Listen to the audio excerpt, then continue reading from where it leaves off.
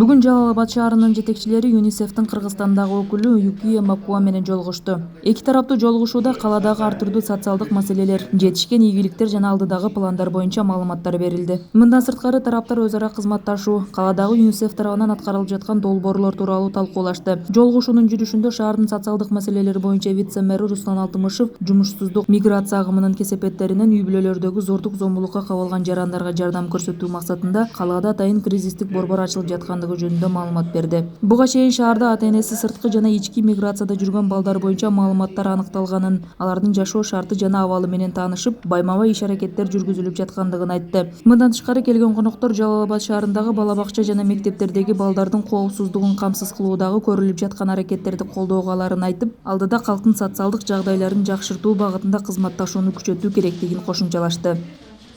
Бул жолугушуунун жыйынтыгында көптөгөн социалдык маселелер боюнча маселелерди талкууладык жана ошондой эле бүгүнкү күндө жардам берилип аткан алар тараптан жардамдары жана биз жактан демилгелердин үстүндө көп маселелерди талкууладык.